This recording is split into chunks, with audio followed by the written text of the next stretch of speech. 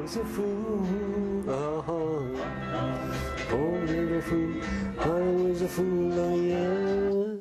Well, I started writing books as a kind of thing to fill in one rainy afternoon, but I wrote about my dogs, something I knew a fair bit about, and their characters, and how they got into all kinds of mischief, and I wrote them primarily for my grandchildren, for little stories for them, and they so liked them that I just kept on, and I think it just became quite a fun thing to do. So Bob, tell us a little bit about the story Geordie, the book you've written. Give us a little bit of background as to how that came about. Well, the sudden shock of my father's death, and then shortly followed by my mother, it gave us information that up until that point we had not had, and that information showed us that our heritage was tinker, travelling tinkers, and this was quite a shock to suburban, ordinary working class people. We didn't, and I think in many ways we had difficulty coming to terms with it. So I had to find out a little bit more about this man who had been hidden from us all our life.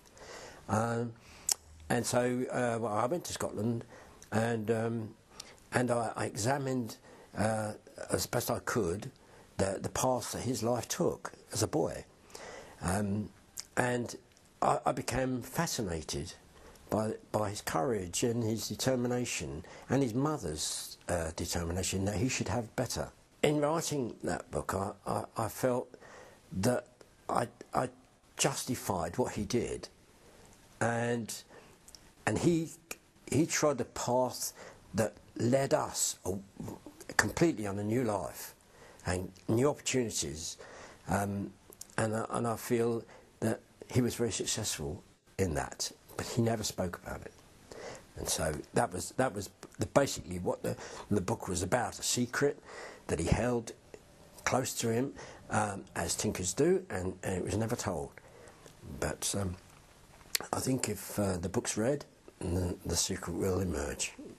Where did your creative abilities come from? Well, I've got to be honest, I really don't know. I have no history of creative writing, and no real history. I think possibly because I'm a people watcher, and people watchers tend to perhaps assess things differently to people who take no interest. So if anything, it's because of I enjoy watching people and how they react to one another and how they do things, and I think that comes through in the writing. That I hadn't said, well, I'm going to sit down and do some creative writing.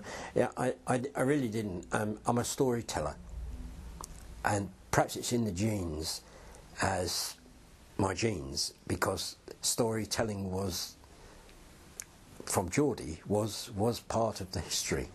And I think my boys always said to me that I was a storyteller. I used to take them to Cubs on my bike, two of them, and I used to tell them a story all the way there and push the bike all the way back. And they tell me now they used to love the stories I told them.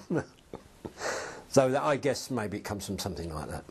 So do you think about being creative, or do you just think about I want to tell a story?